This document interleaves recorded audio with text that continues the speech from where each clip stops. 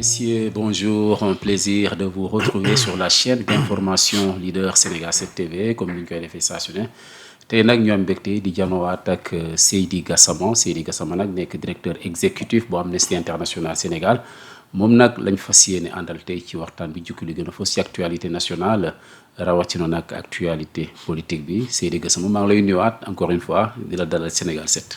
maa ngi lay nuyu Birama di kontaan toujours ci invitation yi. ci Sénégal 7.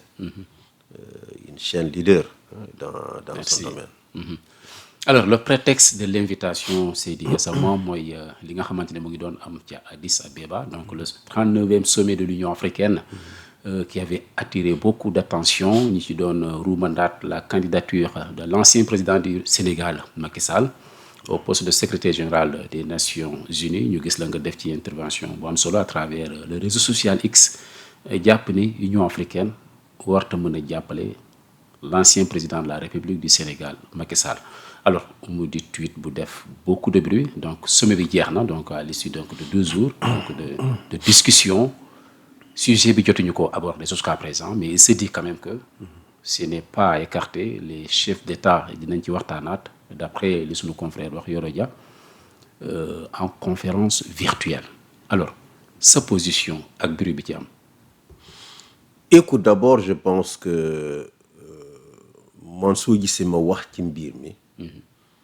que sama baatu wax ci mbir mi c'est parce que télévision Congo-Brazzaville bi fa président demee visite quelques jours après télévision nationale Congo-Brazzaville de rendre compte de la visite ci la ñu wax ne candidature Macky Sall mun na am ñu soumettre ko au sommet de l'Union africaine li nga xam ne moom la ñu xam tey mooy discussion candidature Macky Sall nekk loon ci benn point hors du jour conférence Union africaine même li nga xam ne moom la ñu wax ne chef d'État yi dañu war a dajewaat en virtuel pour en parler d'après information yi am le C10 ci journalistes yi nga xam ne ils sont accrédités à l'Union africaine confirme ñu rumeur boobu rumeur bi Yoro Dia parce que Yoro Dia quand même aussi les journalistes très proches de Macky Sall aussi mais dam li mu mën a wax mooy journalistes yi nga xam ne sont accrédités à l'Union africaine dañuy nekkoon ci sommet bi n'est-ce pas ñoom ñoo ne xamuñu di rumeur bi fan la jógee et que les chefs d'État doivent se retrouver à nouveau pour en parler moi je pense que dañu war a bàyyi di fooye seen xel tu penses que les chefs d'État d'Afrique ni ñuy dajewaat ñoom yépp toog en virtuel pour discuter benn point d'ordre du jour mooy candidature Macky Sall. Il faut être sérieux. Est-ce que ça se comprend pas quand on entend que non Birama je pense qu'il faut être sérieux dans ce pays xam tamit Nations Unies nu muy doxee Nations Unies organisation la boo xam ne dafa am nu muy doxee nag c'est pas toujours écrit mën nañu ko mën a bindee mais am na loo xam ne nit ñi dañuy ànd yëpp nangu ko li nga xam ne nit ñi moom la ñu ànd ñëpp nangu ko réew àdduna yëpp nangu ko mooy secrétaire général bu Nations Unies kenn ci réew yu ëpp doole waru ko occuper moo tax du musa dégg secrétaire général bu jóge France États-Unis Russie Chine wala même ay Canada amul. Deuxièmement rotation régionale maanaam warul des ci benn région rek dañu war a fexe ba région bu nekk di am secrétaire général waaw ñun bi ñu nekkee xale ci année 70 yi ki fa nekkoon ñu ngi ko doon wax Kurt Waldheim c'était un Autrichien européen bi mu fa jógee benn Péruvien Javier Pérez de Cuéllar moo ko wute di sud-américain dëkk Pérou bi Pérez de Cuéllar di pare africain yi ne ñun de bi ñu taxawee ONU ba léegi musuñu am nit ku ñuul doomu Afrique bu occupé poste bi léegi c'est notre tour revendication bi tax bi Boutros Ghali ñu élire ko c'est parce que africain dañu ne léegi suñu tour la jot nañu jox ñu suñu tour ci la ñu ànd daal di fal Boutros Ghali mu nekk secrétaire général malheureusement jubaloon ak administration Clinton notamment Madeleine Albright mu xeex ko te Amérique moom ku ñu bañ en tout cas les 5 permanents muy Amérique muy France Grande-Bretagne ku ñu bañ moom mënoo nekk secrétaire général parce que mën nañu opposer seen veto parce que balaa assemblée générale. Ouais. di lay tàbb. il faut conseil de sécurité recommandé la maanaam ñaari juróom yëpp ànd ne kii bëgg nañu ko. comprendre ci la africain yi ne ñun de am nañu droit à un deuxième mandat parce que bu Portugal benn mandat la def. ñu ne woowee d'accord da ngeen ko bañ. ok il va partir mais on a droit à un deuxième mandat. ci la Kofi Annan daal di ñëw jóg présenter sa candidature ñu fal ko pour faire le deuxième mandat de l'Afrique. mais il a tellement bien fait son travail que américains yi nee nañu nañ ko bàyyi mu def. lui aussi un deux donc l'Afrique a occupé 3 mandats. biñ ci jógee yóbbu ko Asie. bi jógee Asie jóg ko Europe. bii cette fois-ci c'est le tour naturel de l'Amérique latine. loolu képp koy diplomate. fii ci Sénégal. xam nga ne c'est le tour de l'Amérique latine. et l'Amérique latine dañuy présenter ay candidats de Amérique latine et Caraïbes. dañuy présenter ay candidats de poids. parmi ces candidats de poids. il y a l'ancien président du Chili. kooku mënoo ko comparer ak Macky Sall du point de vue du prestige international. tu peux le comparer. son combat politique au Chili, n'est-ce pas. fonction bi occupé Nations Unies il a été haut commissaire aux droits de l'homme mënu ko comparer ak Macky Sall. il y a aussi d'autres candidats. bi nga xam ne ils occupent de hautes fonctions aujourd'hui au niveau des Nations Unies. L'Argentine a présenté l'actuel directeur de l'agence internationale de l'énergie atomique. Qui est très proche des Américains. Parce que tey moo leen di jàppale seen xeex bi contre Iran. Le gouvernement argentin est très proche aussi des États-Unis. N'est-ce pas. mais loolu yëpp soo ko xoolee il y a plein d'autres candidats parce que les latino-américains et les gens des Caraïbes ils sont très intelligents. Ils savent que chilien bi américains yi mun nañ ko ragal parce que le Chili c'est un pays socialiste et cetera. Brésil moo ko jàppale et cetera. ñu ne xaar ñu présenter ñeneen candidats de petits pays. Et donc tu as plein de candidats premier ministre président de beaucoup de pays dans cette zone-là. Donc il y a pratiquement aucune chance pour que le secrétaire régional des Nations Unies jóge ci région boobu. Parce qu'en plus c'est la région des États-Unis, l'Amérique. Comprendre nga. Il y a très peu de chance parce que tout le monde est d'accord que ça doit être leur tour. Et ils ont des candidats de poids pour diriger. Donc c'est dire que Macky Sall ne fait pas le poids qui devant ces candidats. Même si c'était le tour de l'Afrique, il y aurait d'autres candidats sur le continent. Oui, mais Macky Sall, tel qu'il est présenté aussi, il s'est dit que l'Afrique presque toute entière, l'Éthiopie, ils sont favorables quand même à la candidature de Macky Sall. Gis nañ ça à travers quand même la presse ñu ne qui dit l'ancien président bind na Bassirou Diomaye Faye, président de la République depuis le 9. Mais quand pour avoir son soutien. Non, quand j'entends ñu ne toute l'Afrique c'est quand même. Allez-y, écoute, il faut qu'on soit sérieux. Quand on dit toute l'Afrique est favorable à la candidature de Macky Sall, kan moo wax loolu? On se base sur quoi pour le dire? Tous les diplomates africains qui sont aux Nations Unies savent et ont dit à leur pays que l'Afrique a peu de chance parce que c'est le tour de l'Amérique latine. Tous les diplomates, y compris ñi fi nekk au Sénégal, xam nañu ne la règle non écrite de rotation régionale fait que cette fois-ci le secrétaire doit venir des Amériques et des Caraïbes. Et il y a de bons candidats. Amérique ak Caraïbes su dee maanaam jotuñu imposer un candidat, ça va être l'Europe, le groupe Europe de l'Est et Asie centrale. Donc ci rotation. Et Asie centrale, Europe de l'Est, ñu ngi présenter l'actuel directeur général des FMI. Donc il y a des candidats de poids qui font que Macky ne peut pas. Alors ci rotation. Deuxièmement, Macky est disqualifié. Ndax la. Quel est le rôle du secrétaire général des Nations Unies? D'abord Nations Unies, lan mooy liggéey Nations Unies? Le maintien de la paix loolu. li ci gën a fës. Attends, promouvoir la paix et la sécurité internationale. Promouvoir le développement, promouvoir les droits humains. Ce sont les 3 piliers des Nations Unies. Son secrétaire général des Nations Unies, tu dois s'adresser à tous les chefs d'État du monde, n'est-ce pas, pour les rappeler à l'ordre, n'est-ce pas, chaque fois que les droits humains sont violés. loolu da nga jàpp ni Macky Sall mënu. Non, attends, on arrive. Son rôle, c'est d'interpeller les chefs d'État sur les manquements aux principes démocratiques. C'est d'interpeller les chefs d'État sur les manquements aux droits humains. Macky est disqualifié pour interpeller les chefs d'État du monde. da koo mënul wala lan la disqualifié. Mais mënu ko def à cause de son bilan ici au Sénégal. Son bilan. bilan la. Mais ñun parce que amnistie. dégg nañ quand même ñu ànd ak moom jàpp ni il a fait quand même un bilan élogieux. En matière de droits humains. c'est la catastrophe. mais ci lan nga basé Le bilan, c'est la écoute, catastrophe en matière de il y a droits humains. une amnistie. Li nga xam ne dañ ko documenté. Ouais. C'est plus de 65 personnes qui ont perdu la vie entre 2021 et 2024. Plus de 65 personnes. ci comptam ngeen ko def. Ci régime am la, c'est son régime. Et il est responsable parce que non seulement Macky, toutes ces personnes sont mortes. Amul benn l'enquête boo xam ne ubbi nañu ko. Amul benn poursuite boo xam ne ubbi nañu pendant presque 4 ans. Plus de 65 personnes sont décédées. Du fait des membres de forces de défense et de sécurité. Et du fait des nervis yi nga xam ne gis nañu leen ñu jóge ci ay partis politiques. Dem di def maintien de l'ordre ak forces de sécurité yi. 65 personnes, aucune enquête. Du ay malade. Du ay mala. Même sous des 65 nag la ñu reyoon, n'est-ce pas? Les gens vont se mouvoir dans ce pays. 65 personnes, aucune enquête. Il a tout bloqué pendant au moins 4 ans. Bi muy demee, il a fait adopter une loi d'amnistie pour passer tout par perte de profit. Ñu ne oui, il a adopté la loi d'amnistie pour permettre à Diomaye de présenter. C'est faux. Mais le régime actuel, Non, quand même, c'est attends, attends, j'arrive. Abroger C'est la loi d'amnistie. faux. Non, j'arrive. C'est faux. Macky n'a pas voté la loi d'amnistie pour sortir Diomaye de prison.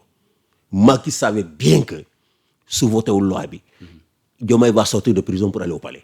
Mais maintenant, Parce que la candidature de Diomaye a été validée. Mais wax nañu ko.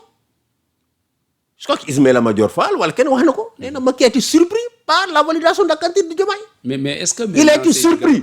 Dès l'instant où la candidature de Diomaye était validée, Macky savait que Diomaye va prendre le pouvoir. Pour que mu woy yóbbu ci kaso. Dem directement palais. Mën xaaral ma def amnistie pour mun a génne. Mais l'inquiétude, c'est que bi ñu ñëwee ñoom ils n'ont pas eu le courage d'après li ñenn ñi. Non, xaaral ñu pare. Pour abroger la loi Macky d'amnistie est aussi. disqualifié pour interpeller les chefs d'État du monde. J'ai pas de 105 morts. Mais plus de 1000 personnes ont été arrêtées, emprisonnées. Plus de 3000 blessés sur les statuts de la Croix-Rouge. N'est-ce pas? Il est disqualifié. Amul ben chef d'État au monde bu Macky mun a interpeller ne ko il faut respecter les droits de l'homme. Les principes démocratiques. Macky, depuis qu'il est arrivé au pouvoir, il a décidé qu'il ne va affronter aucun adversaire sérieux dans les élections présidentielles. Aucun. On a comme par Karim Wade. Qu'est-ce qu'il a fait? Au nom de la reddition des comptes. Reddition des comptes boobu. Finalement, quand la ci topp Karim Wade rek. Donc, l'objectif, c'était pas la reddition des comptes. Parce que tous les autres là, ñoom Oumar Sarr et ñoom Baldé, etc., après ça a fini comment? Ils sont tous rapprochés de lui. Il a tout oublié. Il a condamné Karim. Il a décidé de ses droits civiques. Il l'a exilé. Dans des conditions rocambolesques. Khalifa Sall ñëw. Adversaire sérieux. Yore Dakar di liggéey. Mu commandité benn rapport. Écarté ko. Moo tax bi mu ñëwee ak affaire Ousmane Sonko bi les Sénégalais se sont dit mais kii nag daf ko bëgg a def nag léegi tradition du affronter benn adversaire bu sérieux il faut que mu wutal le dossier moo tax xale yi génne di manifester les gens qui manifestent ñoom bokkuñu Pastef mais c'est parce qu'ils ont dit trop c'est trop on ne peut pas le laisser mu naxasal suñu démocratie. Très bien, on va. Donc il est disqualifié. Non seulement il est disqualifié, il ne peut rien avoir parce que c'est le tour de l'Amérique latine, mais il est disqualifié à cause de son bilan en matière de droits de l'homme. Sànq rek bi ma ñëwee dama dugg internet di génne ay communiqués yi Nations Unies def di ñaawlu doxalin Macky Sall. J'en ai sorti au moins 5 bala ma egg fii. Des communiqués des Nations Unies. Donc il est disqualifié pour le faire. Hein? C'est vrai que il paye des influenceurs. Bon, il paye. En tout cas, il y a des influenceurs. Ah bon? Non. En tout cas, il les paye ou il les paye pas, je sais pas. Ouais. Voilà. Mais je sais qu'il y a des influenceurs qui aujourd'hui sont là, s'agitent, essaient de dire aux Sénégalais, Macky là, etc. C'est des influenceurs. Ils peuvent le faire par opportunisme. Ils peuvent le faire par intérêt, en espérant que Macky sera content, il va les appeler, etc. J'ai vu aussi quelques politiciens de bas étage qui s'agitent di saaga nit ñi et cetera. Mais kan nga bëgg a wax foofu. des gens yoo xam ne. comme non dama ne comme ay wëñ fu tooy rek ñu dem fa. ce genre de politiciens là fu tooy rek ñu dem. mais comme ñan. fu mu nekk nii ñu ngi xalaat ne bon Macky sera secrétaire des Nations Unies su ma ko jàppale léegi bés bu toogee dina ma woo. xanaa bëggoon nga bëgg a wax.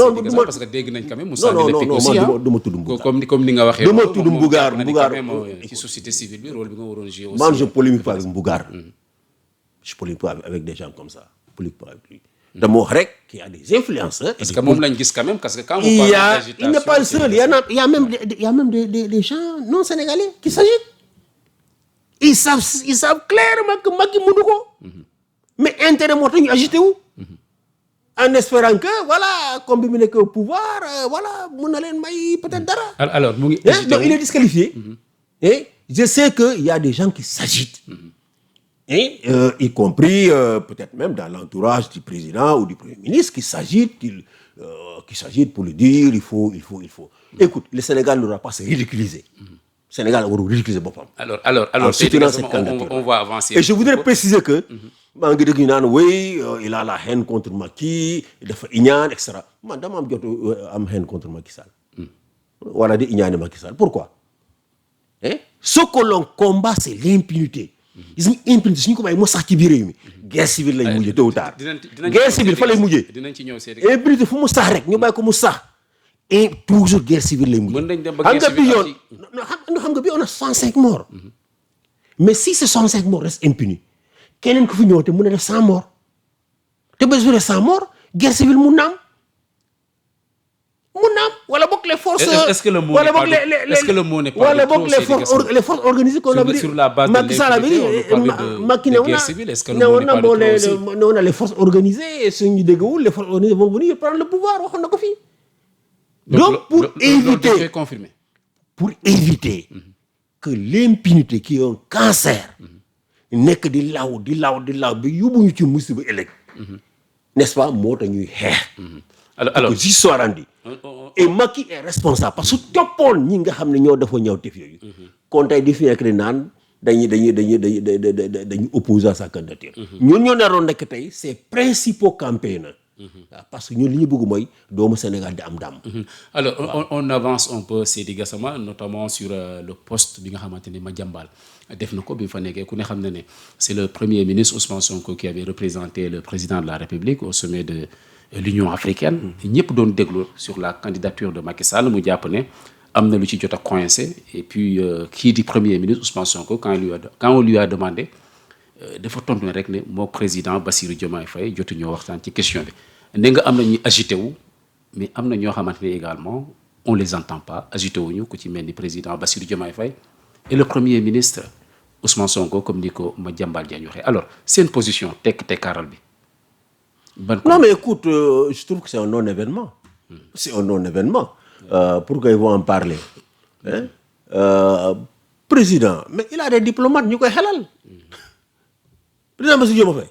mais il a une équipe de conseil diplomatique, de conseil juridique. En plus des gens qui sont aux affaires étrangères. dañ koy xelal. mais le camouflet bi nga xam ne moom la ñu amoon affaire de Hott. c'était un entêtement ñëpp xamoon nañu Hott mënul nekk président de la BAD. parce que Babacar Ndiaye. un Sénégalais bi mu fa jógee yàggul. sur plus de 50 États. nga bëgg yow occuper la présidence pendant 10 ans. Après ton candidat, son petit brillant candidat, président de la BAD, même pas 2 autres candidats, nga bëgg a delluwaat. Africain duñ ko nangu. Et donc c'est ça aujourd'hui le problème. Le président il est conseillé. Les premiers ministres ils sont conseillés. Ils ne vont pas ridiculiser le pays. Donc n'est-ce pas en soutenant ay yàq ay ressources. war nañ ko soutenir. Parce que d'abord je veux dire à cause de son bilan. mais dama ne Thior. président Diomaye bi mu demee États-Unis Trump lan la ko wax. mënu ko yaa ngi def liggéey bu baax. te jàmbaar nga. ndax régime bi nga xam ne moom nga wuute. lu nekk fexeel nañ la ko. tu te rappelles. Trump nee na ko yow président Diomaye. jàmbaar nga yaa ngi def liggéey bu baax. n'est-ce pas. régime bi nga xam ne président bi nga moom nga remplacer. pexe bu nekk fexeel na la ko. il a été injuste avec toi. waaye da nga am résilience. da ngay résister ba finalement tey nga am ndam kon même Trump. c'est que Macky Sall c'était un leader injuste. c'était un leader autocrate. Trump xam na ko parce que wax na ko Bassirou Diomaye Faye. tous les Sénégalais ont entendu quand Trump disait à Bassirou Diomaye Faye. Le régime qui était là a été injuste avec toi. Mais grâce à ta résilience, tu es arrivé là où tu es aujourd'hui. Quand même Trump sait que Diomaye a été persécuté, que son parti a été persécuté. On n'a pas besoin de convaincre Trump de mettre un veto sur la candidature de Macky Sall. Sans compter que les victimes, on a un droit de l'homme, mais victimes, ils sont prêts à aller partout pour dénoncer la candidature de Macky Sall. loolu moo tax Ousmane Sonko ak Bassirou Diomaye Faye waxuñ ci te waruñu ko soutenir. Mais waruñu ko soutenir. Le bilan. Ils ont d'abord été parce que déjà ça am nañu jàpp ne fee Ousmane Sonko demoon waru fa woon dem parce que c'est une rencontre des chefs d'État bien entendu. Mais c'est ridicule. Mais Ousmane Sonko waru fa woon teg tànkam. Il y a des commentaires comme ça. Non, mais c'est totalement ridicule. Xam nga bu ko contre nit ba ngay exposer sa ignorance dafa doy waar. Parce que dégg nañ Yoro C'est les sommets ay selfie rek la fa nekk. Ouais, mais c'est n'importe quoi. C'est le sommet des chefs d'État et de gouvernement. Sommet des chefs d'État et de gouvernement. Ñaata premier ministre ñoo demoon ci conférence bi. Gambie, ça c'est le vice-président de Gambie qui est parti. Éthiopie, kan ma fa nekk, c'est le premier ministre d'Éthiopie, même si c'est là où des pouvoirs constitutionnels. Donc c'est totalement ridicule. Même le ministre des Affaires étrangères mënoon na fa représenter le Sénégal. Cheikh Niang, même Cheikh Niang, ministre des Affaires étrangères, mën na représenter le Sénégal dans une conférence de chefs d'État. Même l'ambassadeur du Sénégal en Éthiopie mënoon na fa représenter le président Diomaye Faye ak gouvernement au Sénégal. Il faut arrêter d'être ridicule. Dañuy créer ay débats yoo xam ne pour tout lëndëmu askan wi, en pensant que les gens sont des ignorants dans ce pays, mën nañu wax lu leen neex, n'est-ce pas, et s'en servir à rien. Dans tous les cas, man seen querelle politicien sama yoon nekku ci. Mais li mu bëgg a Sénégalais mooy Macky est disqualifié. N'est-ce pas? Si on présente gàcce la ñu am. Il est disqualifié, mais il semble que jeexul parce que quand on voit Madiambal par exemple, les tweets qu'il fait. Non, écoute, ne me parle pas de Madiambal. Quand même, écoute. Il confirme l'information selon laquelle le débat peut se poursuivre en conférence virtuelle. Je ne sais pas si ça va se poursuivre ou ça va se poursuivre. Ouais. Mais nous, des journalistes accrédités à l'Union africaine, nous ont dit... C'est un journaliste aussi à Madiambal, quoi qu'on puisse dire. Il est journaliste, mais... Yoro Dia également, il faut arrêter de... journalistes. Non. Des confrères. Non, je ne dis pas que ce n'est pas des journalistes. Ouais. Je dis des journalistes accrédités à l'Union africaine, qui sont là-bas, et qui étaient à la conférence, qui sont à Addis Abeba.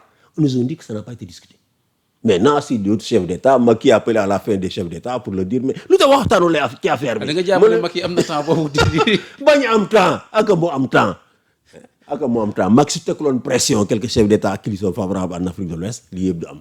Ah bon, da nga jàpp ne moom non mais il a des amis. Da nga jàpp ne moom am na ay. Non, il a des amis. Il a des amis. Non, il a des amis. Pour ñu promouvoir. Il a des amis. Attends, Macky a des amis parmi les chefs d'État xam nañu leen.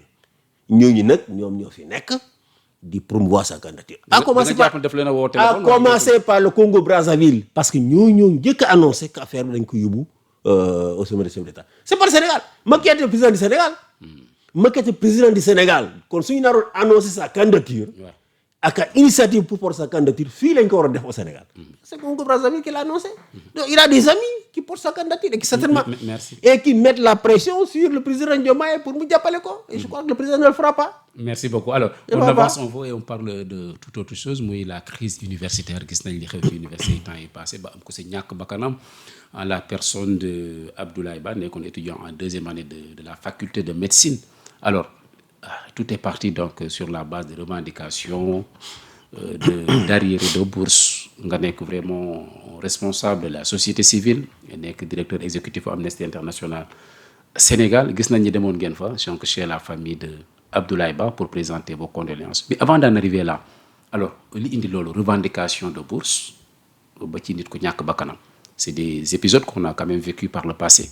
Est-ce que xaron nga quand même avec ce régime de Bassirou Diomaye Faye ñu dundal leen mel ba non mais pas du tout. On dañ leen fal. J'ai rappelé tout à l'heure métier bi nga xamné ci la askanu Sénégal jaar pour que ñom ñu mëna falu tay. Plus de 65 morts. 65 morts yu solo xolé yépp c'est des jeunes. So les 65 morts là yépp ay jeunes lañu. Kon tay kenn xalaatul ne ce régime va se mettre en conflit avec les jeunes. Surtout que xalé lu ñuy revendiquer dafa yàgg.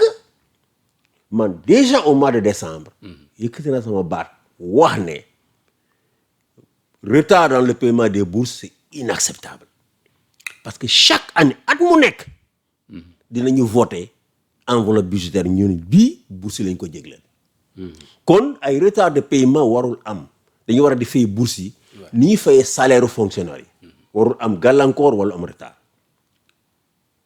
décembre laa yëkk sama baat wax ko waaw ñu continuer di traîner bugg a imposer ay réformes yoo xam ne kenn xamul fu mu jógee oui année universitaire bi mais année universitaire suñu demee tey ba xamatuñ année universitaire kañ lay commencé ak kañ lay jeex c'est pas la faute des étudiants c'est la faute de l'État du Sénégal dans sa continuité n'est-ce pas mais étudiants yi waruñu payer le prix n'est-ce pas des fautes de l'État État moo andi les chevauchements de l'année universitaire te mënoo fay nit ki bourse nga ne ko bourse bi léegi da nga war a def sa master 2 ans bu ko bourse bi 2 ans la mais su dee nag à cause des grèves des retards et tout master bi dem na ba presque 3 ans mais mënu fi toog année scolaire bi perturbé waaw mënu fi toog amul lu muy lekk doomu béykat la comme man et cetera c'est pas possible kon ci mbir mi état Sénégal moo tooñ en l'occurrence ce régime là ñoom ñoo tooñ li fi am tey ils sont responsables de cette situation. Est-ce que mën na entacher le bilan parce que sànq yaa ngi doon wax. mais bien sûr parce que kenn xalaatul ne le régime de Macky Sall ci ñàkk seen bakkan kenn xalaatul ne avec ce régime là dina am un seul mort surtout à l'université wax ma feneen sax mais surtout à l'université kenn xalaatu ko. waaw que police dafay dugg di def même comportement yi police doon def kenn xalaatu ko. kenn xalaatu ko violence boo xam ne kenn mënu ko xalaat que cette violence là allait continuer maanaam violence bi policiers doon exercer contre leurs propres militants contre ces jeunes c'est la même violence qui continue. déglu nañ quand même le ministre de l'Intérieur di ko justifier à travers une conférence de presse. Il y a aucune justification. Les étudiants il y a aucune justification pour cette débauche de violence aucune justification. su dee dañu am ay information kan ma étudiants yoo xam dañu am ay armes blanches et cetera loolu la Bamba Cissé wax ils vont les chercher il faut aller les chercher tranquillement d'ailleurs avant cette violence là avant la journée du 9 mais COUD defoon na ay intervention ci chambre yi mais ñu jëli ci ay armes blanches donc loolu c'est une opération qu'on peut faire sans vraiment qu'il y ait des affrontements on n'a pas besoin d'affrontement mais nga jël ay policiers dugal leen ci université ñu mel ni ay gaynde ci biir arène gi n'est-ce pas violence inouïe et des morts d'étudiants il faut l'assumer on ne peut pas nous dire moom la Waly Diouf Bodiang quand même donc vous confirmez mais absolument il faut l'assumer on a vu le certificat d'autopsie à moins que le procureur am benn certificat d'autopsie bi nga xam ne gisuñu ko. mais gis nga le communiqué du procureur. loolu laa wax on nous dit même qu'il doit s'exprimer. loolu laa wax à moins qu'il nous sorte un autre certificat d'autopsie bi nga xam ne moom la ñuy gis adduna bi yëpp gis ko. mooy le gosse il est mort en tout cas il est mort à la suite de violences inouïes. mais le procureur nous parle de rumeurs Seydi Gassama defe naa gis nga ko. waaw on attend de voir ça le communiqué qu'il a fait suscité une vague de réaction. ñun et surtout d'indignation. l'autopsie le certificat d'autopsie qu'on a vu et que le monde entier a vu. N'est-ce pas, prouve que le garçon, il est mort à la suite de violence. De côte cassée, donc, de violence. Donc, ban crédit ngay jox communiqué bi procureur def jàpp ne ay rumeurs la et les rumeurs ne corroborent pas quand même li enquête bi di woon. maa ngi xaar mu wax ñu est-ce que am na beneen certificat d'autopsie boo xam ne moom la yore te ñu reyuñu ko moom lay xaar xëy na am na beneen boo xam ne moom yore na ko procureur ñu gis ñu ko. bokkut ak bi ñu gis ci voilà moom lay xaar moom la Sénégal yëpp di xaar parce que encore une fois la justice est rendue au nom du peuple sénégalais. Le peuple sénégalais moom mooy exiger que justice soit rendue à ce garçon-là et que plus jamais ça maa ngi d'ailleurs wax député yi nga xam ne créer une commission d'enquête parlementaire maa ngi koy rafetlu et ça c'est une rupture parce que le pouvoir passé si genre su amee dañuy manko ànd pour défendre le régime défendre les forces de sécurité mais au moins cette fois-ci les critiques les plus virulentes contre les forces de sécurité viennent aussi du camp de Pastef y compris des députés comme Guy Marius Sagna comme Waly Diouf Bodiang autres ils sont critiqués c'est pas comme dans le passé ñi nga xam ne oui on a vu Guy quand même oui pas Guy seulement il n'accorde pas assez de crédit même au communiqué bi nga xam ne mais absolument donc c'est un changement que le pouvoir lui-même se mette à questionner l'attitude des forces de sécurité au lieu de s'unir pour les défendre le régime. Le régime est attaqué par ses propres militants. C'est cette question-là. Et c'est une très bonne chose. Donc les députés là, ñi nga xam ne ñoo créé commission d'enquête parlementaire. Parmi les recommandations ñu war a def mooy fexe ba étendre de façon explicite les franchises universitaires au campus social. Ce débat-là, c'est un débat vieux comme l'université de Dakar. France Université fan la yem. Fan la commencé ak fan la yem. ñëpp xam nañ ne aujourd'hui campus social ak campus académique physiquement géographiquement amatul benn différence. Deuxièmement su dee mbirum xam-xam la. Autant on cherche le savoir dans les amphis, autant on cherche le savoir dans le campus social. Voilà, étudiants yi di nekk di ci néeg yi di jàng. Il y a des salles d'études, des salles de travail. Que le campus social est aussi un lieu de recherche de savoir. Munoo exclure le campus social des forces universitaires. Donc maa ngi wax ñaar député yi. C'est une commission d'enquête boobu nañu proposer. nañ jël ñoom initiative pour changer cette loi-là. N'est-ce pas? Instaurer un élargissement clair, net des forces universitaires au campus social.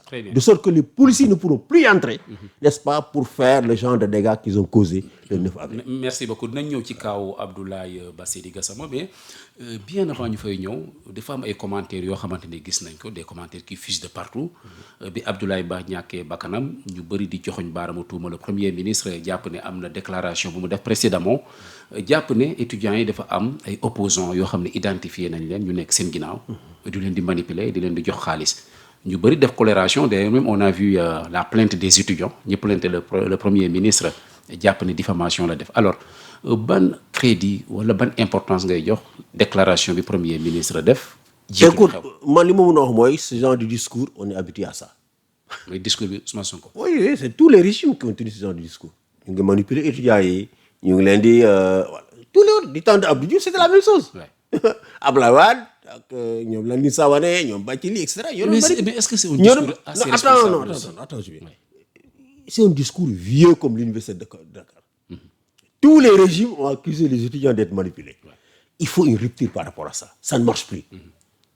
Ça ne marche plus. Donc, les étudiants avaient des problèmes concrets qu'ils ont posés sur la table. Il fallait les résoudre par le dialogue. Et c'est ce dialogue-là qui a manqué. On a voulu leur imposer des solutions. Et c'est cela qui a mené cette situation-là. Donc, pour moi, je crois que la faute, c'est à l'État. Parce que l'État aurait dû engager un dialogue. Madame, concertation, un dialogue du président Wah après ces événements-là, moi, on a dès le départ. Et d'ailleurs, je me suggère, désormais, chaque année avant l'ouverture de l'année universitaire, on a une semaine de dialogue social. Comprendre? Bala ñu ubbi université yi. N'est-ce pas? Na chaque université am une semaine de dialogue social. Boo xam ne étudiants yi dinañ ñëw toog, n'est-ce pas? Le centre des heures universitaires toog, n'est-ce pas? Le recteur toog, ñu waxtaan identifier tous les problèmes. ñu d'accord ci solution yi nga xam ne moom la ñu war a appliquer. nañ ko def Dakar, def ko Ndar, def ko Bambey, def ko Ziguinchor. Loolu suñu ko defee en début d'année pendant une semaine suñu toogee wax identifier les problèmes, n'est-ce pas? En présence du ministre de l'enseignement supérieur wala boog ñu dajale université yëpp am ce genre de dialogue là, ça peut garantir une année universitaire paisible. Parce que chaque jour de perdu a des conséquences graves sur la formation des étudiants. Pendant que les étudiants font des grèves, les étudiants japonais sont dans des amphis en train de travailler. Les Américains sont dans des amphis en train de travailler. Li nga xam ne après on va organiser des rattrapages. Li nga xam ne war nañu ko jàng en 6 mois, ñu jàng ko en 3 mois. Le résultat ne peut pas être le même. Le résultat ne peut pas être le même. En termes d'acquis, de savoir pour les apprenants. Donc, grève bi nga moom en ce moment, dañ ci war a trouver une solution immédiatement. Te maa ngi lancer un appel au président Bassirou Diomaye Faye. Que lui-même, le président Diomaye Faye, reçoive les étudiants. Ou à défaut, na instruire le premier ministre mu recevoir étudiants yi. Parce que problème bi dootul université de Dakar rek. Ce sont toutes les universités du Sénégal. Kon tey, n'est-ce pas, dafa war a def ni Abdou Diouf doon def. Abdou su demoon ba tàng ba am blocage, dafa daan woo étudiants yi recevoir leen. Kon tey su leen président recevoir wala su di instruire na premier ministre mu recevoir leen, mun na calmer la situation parce qu'ils vont prendre des engagements yoo xam ne dina tax étudiants yi gën a am dal.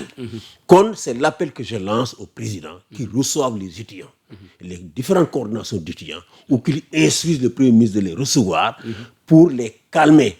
Et faire en sorte qu'ils retournent rapidement dans les amphis. Crise universitaire bi waruñu ko bàyyi muy law. Ba muy law ba muy àndaat beneen décès. Parce que mën na jur loolu un autre décès. Parce que affrontement yaa ngi am. Merci beaucoup. Voilà. Alors en parlant de décès, demoon ngeen chez la famille éplorée, la famille de Abdoulaye Ba en l'occurrence, en en votre qualité de directeur exécutif d'Amnesty International Sénégal alors pour présenter vos condoléances lan lañ mën a jàpp foofu ci seen discussion yi nga xamante ne amal ngeen ko. non loolu on le fait systématiquement saa yu genre yi amee dañuy dem jaale ji famille bi. C'est notre rôle en tant qu'organisation. Peut-être que Amnesty États-Unis wala Amnesty France Angleterre duñ ko def mais ñun fii suñu tradition. suñu aada moo laaj loolu ak suñu diine moo laaj loolu. ndax su amee balaa nga yëg sa baat di wax ci tuuru nit ki. da nga ko war a dem jaali d'abord n'est-ce pas ba pare nga wax ko li nga xam ne moom nga fas yéene def pour taxawal ko. tànk boobu moo ñu fa yóbbu woon on a été bien reçu par la famille. Bonne famille ngeen fa fekk genre famille une famille peut-être. mais une famille dévastée c'est une veuve benn yaay ju jàmbaar joo xam ne jëkkëram bi mu génn àdduna bàyyi na ko ak njaboot ji sew am na ay triplé yoo xam ne jëkkëram bi mu génn àdduna def naa 3 weer la ñu am. yaay Ablaye Ba. waaye njaboot ji sew la ko am muy daanu du jóg. ay triplé la di daanu du jóg yorande leen yar ba yàlla def ñaari mag yi nekk tey étudiant n'est-ce pas. doomam dem université di jàng mu toog rek loolu ñu woo ko ñu ne ko sa doom rey nañu ko sa doom dee na mais loolu dafa naxari. dafa métti soo gëmul yàlla mais doo ko nangu parce que da ngay naan pourquoi mon enfant. Ouais. donc lu métti la. mais encore une fois c'est une famille de croyants. dañu am dignité dañu gëm yàlla. n'est-ce pas loolu taxul nag duñu laaj justice. parce que justice il faut mu am il faut ñu leeral mbir mi. pourtant Abdoulaye Ba. il faut mu leeral mbir mi ñu bëri jàppoon nañ ne moom rek la yaay ji de am mais nga ne am na frère aussi moom bu nekk. am na frère Abdou Alassane Ba maa ngi wax ak moom tey moom lay waxal ci biir famille bi. c'est un étudiant. Aussi un brave étudiant aussi et mais kii moo nekkoon magam. mu ngi fii université bu Dakar ou bien. je crois mu ngi université de Thiès. donc c'est une maman battante. parce que yombul nga doon jigéen n'est-ce pas sa jëkkër gën àdduna bàyyi la ak njaboot ji sew y compris ay presque ay liir nga nekk fii di xeex di daanu di jóg ba ñu nekk ay jàng ba am bac ba dem université nga toog rek ñu la sa doom de ki demoon université di jàng n'est-ce pas dee na loolu dafa métti donc moo tax non seulement ñu ngi wax autorité pour que ñu leeral mbir mi. En tout cas, nous avons un engagement devant la famille qu'on mettra un avocat ou 2 avocats pour jàppale leen. Mais nous allons continuer à plaider, à exiger que la lumière soit faite. Qu'elle soit faite. Impunité moom jeex na fii. Impunité jeex na fii. ku dee yaa perte. jeex na fii. dootu fi amati. Donc vous êtes prêt à porter plainte? Ah mais oui. Aïda la famille a porté plainte. Aïda la famille a porté plainte. bi ngeen ci waxtaanee ak ñoom est-ce que favorable nañ pour plainte bi parce que ñu bëri quand même li ñu dugal seen bopp yi à chaque fois nga am affaire à l'état boo porter plainte. oui mais tu sais. ni ma la ko waxee rek tous les 65 personnes décédées du temps de Macky Sall y compris ñaari militaires yi disparaître. bokkuñ ci 65 yi n'est-ce pas dañuy jàppale seen njaboot yi déposer plainte. mais la famille d'Ablaye Ba quand même ñoom d'accord. mais ils vont déposer plainte. loolu la ñu wax. ah oui c'est clair. Même s'il ne dépose pas, le procureur doit ouvrir une information judiciaire. C'est obligatoire. C'est comme une personne qui est décédée. Donc, nous avons la famille, nous avons nos partenaires, RADDHO, Ligue sénégalaise, nous avons pour que justice soit rendue. Et j'ai espoir que justice soit rendue. Abdoulaye Moté, j'ai espoir. Parce que nous, ils ont posé des actes. Quelques mois après leur arrivée au pouvoir, il y a un jeune de Pikine boo xam ne policier dañu ko jëpoon commissariat Pikine dañu ko jàpp yóbbu ko technopole. dóor ko ba mu dee technopole. mais en moins d'1 an ces policiers là ont été ils ont d'abord été immédiatement arrêtés. ils ont été jugés et lourdement condamnés. di commissariat de Pikine. gendarme bi nekkoon Foundiougne dem ba ci biir hôpital jàpp trafiquant présumé de drogue bi di koy dóor. mais man bi ma ci waxee immédiatement on l'a arrêté. on l'a accueilli aux arrêts de rigueur. Donc, ils ont posé des actes. Ils vont continuer sur cette voie-là. Et que ce cas aussi sera tiré au clair. Alors, maintenant, le cas des 65, oui, il faut leur demander d'abroger la loi d'amnistie. Le Conseil constitutionnel a réglé cette question. Qu'est-ce que tu as politique. Nous, li intéresse mooy bakkanu nit. ak intégrité physique ni torturer nit conseil nee na n'est-ce pas kaaw vie humaine maanaam jël bakkanu nit fi bakkanu nit rotee ak fi ñu jàpp ne torturer ko teg ko lu métti loolu benn loi d'amnistie mënu ko effacer mënu ko couvrir te cour la CEDEAO ak instance des Nations Unies jotoon nañu wax loolu déjà que mënu jël benn amnistie loi d'amnistie boo xam ne dina couvrir ku jël bakkanu nit wala couvrir ku jàpp nit torturer ko kon cour conseil constitutionnel yoon bi instance internationale yi jaar ci la jaar pour wax ne cas yooyu kenn mënu ko amnistier ñun loolu moo ñu intéressé ñi ñàkk seen bakkan ñu xam lan moo jël seen bakkan ñi torturé ñoom kan moo leen torturé loolu moo ñu intéressé yeneen débat yi c'est des débats de politiciens yoo xam ne ñoom merci beaucoup alors Seydi Gassama on constate plus ou moins rare li ñu nemmeeku temps yi des homosexuels présumés arrêtés en masse donc des vagues d'arrestation déjà on cite quelqu'un comme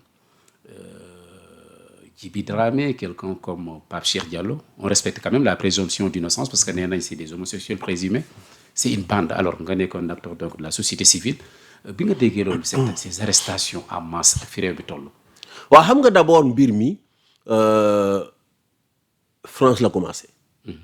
Parce que justice française, ñoom ñoo jàpp kenn ko xam ne français la.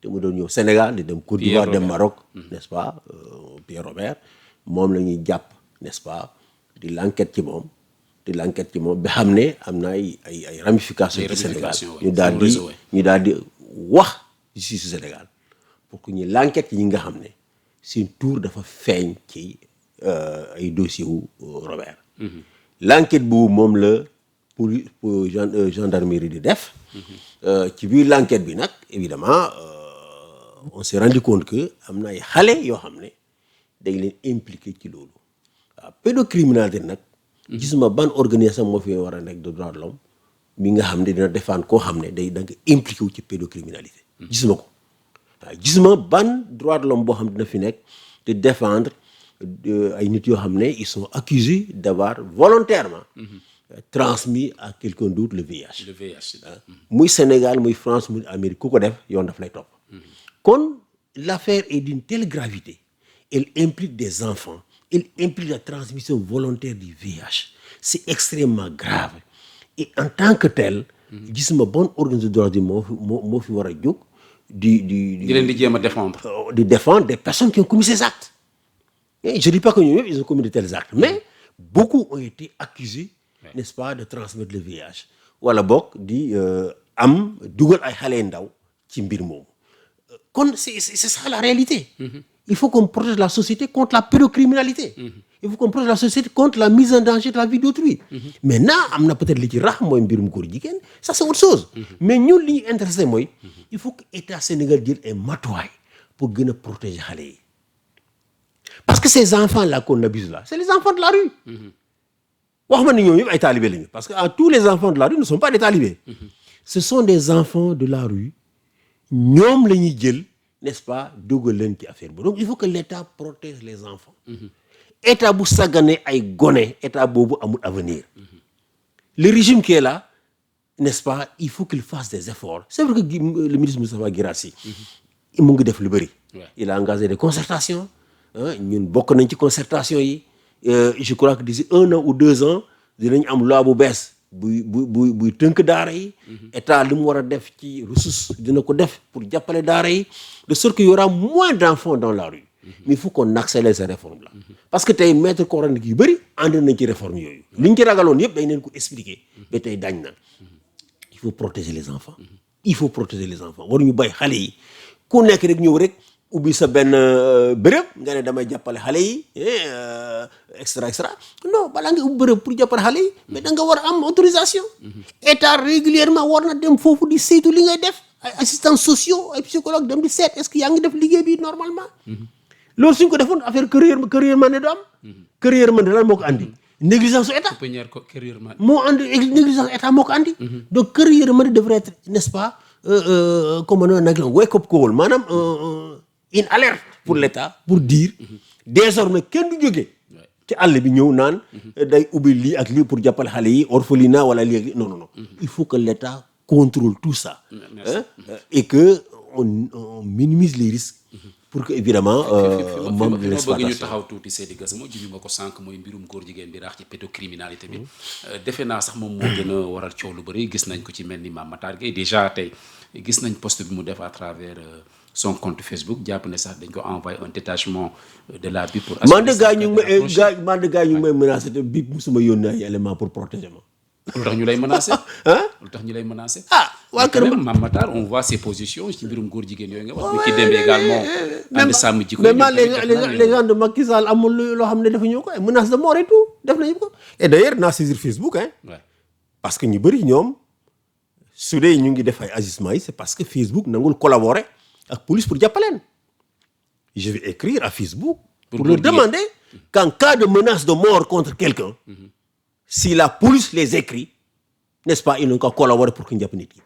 su fi nekkee Sénégal ñu jàpp ko su nekkee Maroc parce que ñu bëri dégg naa léegi Maroc la ñu dem. mooy góor jigéen non ñii nekk di menacer nit ñi. n'est-ce pas su fi nekkee Sénégal ñu jàpp ko su nekkee Maroc ñu jàpp ko su nekkee États-Unis ñu jàpp ko parce que menace quelqu'un de mort n'est-ce pas wala boog di diffamer quelqu'un c'est une infraction partout dans le monde il faut qu'ils comprennent que fu ñu mënte nekk mu ne leen topp foofu ci yoon. donc on va demander à Facebook de collaborer avec l'État du Sénégal. pour képp koo xam yaa ngi fii ci Sénégal. cache derrière les profils verrouillés. wala boog nekk extérieur n'est-ce pas di menacer les gens de mort wala di diffamer nit ñi que Facebook collabore avec l'État du Sénégal ñu identifier la ñu teg la loxo. su dee Maroc nga nekk. on va porter plainte au Maroc ñu teg la loxo su dee Amérique nga nekk wala Belgique on va porter plainte ñu teg la loxo. loolu moom mënul ñàkk parce que encore une fois tu ne peux pas te cacher lâchement derrière ces instruments-là. pour annonce bi nga xamante ne bu ma taxawee tuuti ci kaw Mame Matar Gueye bëgguma ko sax personnaliser quand même mais il a menacé. on doit le protéger. de publier une liste de 650. d'abord Mame Matar. su dee Mame Matar am na ay menaces war nañu ko protéger. c'est normal. këppoon Sénégal bi am ngay menace rek état am na obligation protéger ak foo munte nekk Sénégal ak koo munte doon. ak lu munte nekk sa daraja même su dee personne anonyme suñu la menace rek état am na obligation loolu muy c'est une obligation régalienne de l'état de protéger les citoyens sénégalais. kon li waa police def. maa ngi koy rafetlu bu baax a baax. bib biñ ko envoyé. maa ngi koy rafetlu bu baax a baax ni ñu ko accorder cette protection là. merci. maintenant ni ma ko waxee rek nañu xam ne il faut que askanu Sénégal tamit ñu xam parce que yu bëri xamuñ ci biir réew mi. mbirum góor jigéen charte Sénégal dafa ne képp ko xam ne jàpp nañu la. nga def mbirum góor jigéen di nga tëdd kaso diggante ñaari at bi juróomi at. de 2 à 5 ans. juróomi at ci kaso fii ci biir Sénégal. képp ku wax ne du dara daa fekk demoo kaso. ñi fi wax yépp su ñu lay yóbbee kaso su ñu fa tëdd 6 mois rek ñu ne dama feebar dama am diabète dama am tension dama am hypertension dama am feebar sangam liberté provisoire. 5 ans de prison du lu tuuti. am nañu ko xeeb parce que ku ci mel ni ànd sàmm jikko yi dañu jàpp ne. dama ne dañu war a dem vers la criminalisation de l'homosexualité. moom Mame Matar Gueye. muy mbub képp ku ñaanal est-ce que criminalisation ñaanal ma leen yàlla ñu dem ci biir kaso waaye tey suy dem kaso. suñ fa tëddee 6 mois rek seen beneen feebar. lan nga bëgg a wax foofu au juste. je veux dire que déjà c'est sévèrement puni. parce que 5 ans de prison. mais est-ce que ça veut dire que jarul ñu koy criminaliser. parce que le débat qui se pose aujourd'hui Seydi Gassama mooy est-ce que doit-on aller vers la criminalisation dépasser quand même li code pénal bi wax. le code pénal notamment la loi de 1966. xam nga les phénomènes de société. quand tu criminalises ça devient underground. lan nga bëgg wax foofu. maanaam soo ko criminaliser. ça devient clandestin. parce que ñeneen ONG yi nga xam ne. maa ngi dégg ñu naan way dañu autoriser à organisation góor jigéen mais ces associations là mënuñu dem ministère de l'intérieur ne waaw ñu ne góor jigéen la ñu bëgg ne autorisation dañu leen ko jox il faut qu'on soit sérieux. certainement ils ont déclaré un autre objet. pour mun a am seen. pour am seen reconnaissance. beneen way Aly Ngouille Ndiaye dafa non c'est pas possible kenn du ko def il faut pas aussi accabler les autorités comme ça. mais nag su ñu demee déclarer benn objet mais on leur donne le récépissé. donc il faut aussi qu'on tienne un discours boo xam ne c'est pas empreint de démagogie parce qu'on n'est pas en politique. Phénomène social, n'est-ce pas, c'est comme affaire excision bi ñu njëkkee tere excision xarafal jéen ci biir réew mi dafa daal di nekk un phénomène clandestin. Man procureur bi nga xam ne moo njëkk a jàpp ay nit fii ci biir Sénégal c'est un procureur Tambacounda. daf leen jàpp 2 ou 1 semaine après dégg naa bàyyi na leen ma woo ko ma ne ko mooy procureur mais ñooñu lu tax nga bàyyi leen jigéen yooyu mu ne ma mais da ngeen xeex pour ñu voter loi bi te def leen sensibilisation xëy na mbirum góor jigéen c'est pas une affaire de sensibilisation mais ce que je veux dire il faut faire très attention parce que quand un phénomène c'est pas parce que da nga yokk daan yi moo tax un phénomène de disparaître. Ah mais bu ñu deful la criminalisation Seydi Gassama alors qu'est-ce qu'il faut faire pour décourager le phénomène? Non, je veux dire oui, que la question que tout le monde se pose actuellement parce que jàpp nañ ne quand même phénomène. mais xam nga Birama Thior il faut qu'on soit honnête entre nous. góor jigéen ñi. jógoo ñu France pour ñëw fii de. ñi jàpp nii xam nga du ñu ay français. ñu bëri ci ñoom mosuñu dugg avion pour dem France. n'est-ce pas. góor jigéen ñi fii lañu juutu Sénégal fii ci askan wi lañu bokk. xëy na dafa am ñu nekk France am fa ay droit ñoom tam li ñu defe ne war nañu am droit yooyu. loolu mooy problème bi. mais góor jigéen yi ci askan wi lañu bokk. seen baay seen ndey ak seen baay yi fii la ñu nekk n'est-ce pas. donc c'est un phénomène de société et le phénomène de société. c'est pas forcément en durcissant la législation que tu vas le régler. N'est-ce pas? Si on considère que c'est un problème d'éducation, de sensibilisation, il faut faire l'éducation et la sensibilisation. Si on considère aussi que c'est un phénomène lié, comme on le dit généralement, à l'orientation sexuelle, il faut trouver d'autres solutions. Mais li ma bëgg a wax mooy le VIH/Sida moom la sensibilisation par rapport au VIH/Sida dañ ko war a yokkaat ci biir réew mi. Parce que daa mel ni mbir mi bi amee Sénégal yi bëri xamuñu woon Sida. Tout à fait. Ni ñu ko naka lañ koy amee. ak naka lañ koy ak naka la ñuy dundee ak moom. waaw feebar loo xam ne tey mën nga ko am nga jël sa garab doo ko wàll kenn. doo ko wàll sa jabar doo ko wàll sa doom n'est-ce pas te mën nga dund 60 ans mën nga dund 80 ans. daa mel ni c'était la panique générale à cause du VIH. C'est la panique évidemment. Voilà, c'est normal cette panique-là. Mais ñi am Sida du rek ay homosexuels. si Sida baa ngi ci biir société bi. demal waxtaan ak waa conseil national de lutte contre le Sida. hein xëy na le taux est plus élevé au niveau des travailleurs du sexe. xëy na peut-être plus élevé au niveau des gens disons les LGBT. parce que dañuy dépisté wu ñoom dañ leen encouragé pour ñu dépisté wu. mais ci askan wi ñaata ñi ñoo dépisté wu fi kenn xamul. donc je veux dire que il faut de la sérénité. il faut de la sérénité en toutes choses. maa ngi bàyyi mbir mi daal ci loxoom ñi nga xam ne ñoom yore réew mi. les autorités sanitaires yore réew mi les autorités politiques je suppose que balaa ñuy agir. dinañu laaj ñore waa kër docteur. seen xalaat ñu jox leen ay xalaat. dinañu tamit laaj n'est-ce pas ñu jàng yoon. nekk ci biir réew mi. ñu jox leen seen xalaat. merci beaucoup balaa ñuy légiférer. waaw waruñu légiférer rek parce qu'il y a une pression populaire.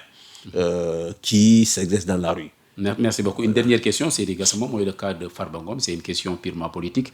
Ni ki démb mu ngi woon fële ca pencum ndaw réew à l'Assemblée nationale bi ñu waroon procéder à la levée de son immunité parlementaire pour la deuxième fois gannaaw bi nga xamante ne yoon tegoon na ko loxo depuis le 27 février 2025. ñu gis ne kam fa nekkaloon kañ ko doon en tout cas pour complicité libéré nañ ko muy Tahirou Sarr moom nag ñu gis gannaaw bi le ministre de la justice Yassine Fall def conférence de presse jàpp ne Farba bi mu nekkee kaso dafa yoroon ay téléphone di jokkoo ak ñi nga xamante ne c'est le monde extérieur et tout ça ni ki démb nag levé nañ son immunité parlementaire mais li ñu fa gis c'est un Farba Ngom serein bu brandir le Coran waat ne li ñu koy jiiñ defu ko le cas de Farba Ngom ban commentaire nga ciy def.